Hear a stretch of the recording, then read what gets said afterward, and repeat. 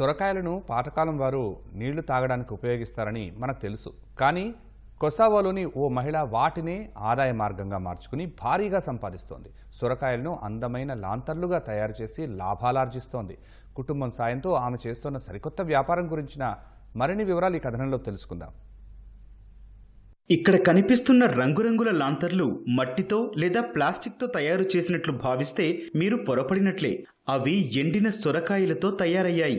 Kosovo రాజధాని ప్రిస్టినాకు చెందిన ఔత్సాహికురాలు రంగురంగుల లాంతర్లను సొరకాయలతో ఆకట్టుకునే విధంగా రూపొందిస్తోంది. ఇంటీరియర్ డిజైనర్ గా పనిచేస్తున్న ఫిటోరీ సైలా 3D కళాకారుడు కలిసి వాటిని తయారు చేస్తున్నారు.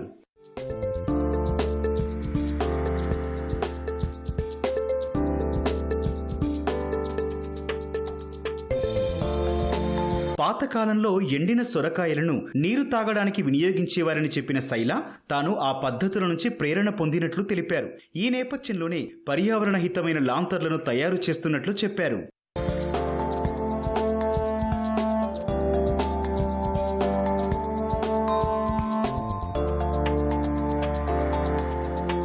తన తండ్రి సోదరుడు 2 ఎకరాల్లో సొరకాయ పంటను సేంద్రియ పద్ధతిలో సాగు చేస్తున్నట్లు ఫిటోరీ సైలా తెలిపారు. అలంకార వస్తువుల్లో సొరకాయకు ప్రత్యేక స్థానం ఉందన్న ఆమె వాటికి తాము లాంతర్ల రూపం ఇచ్చినట్లు చెప్పారు.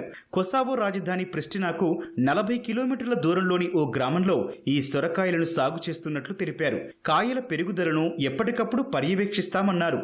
ఎండిన తర్వాత సొరకాయ కింది భాగంలో రంధ్రం చేసి విత్తనాలను తీసి బోలుగా తయారు చేస్తామన్నారు. వాటికి ఆకర్షణీయ రంగులు వేసి బల్బులను అమరుస్తామని సైలా తెలిపారు. ఆకట్టుకునే రంగులు వివిధ ఆకారాల్లో తయారు చేసిన బెడ్ ల్యాంపులను కొనుగోలు చేసేందుకు ప్రజలు ఆసక్తి చూపుతున్నట్లు ఆమె చెప్పారు.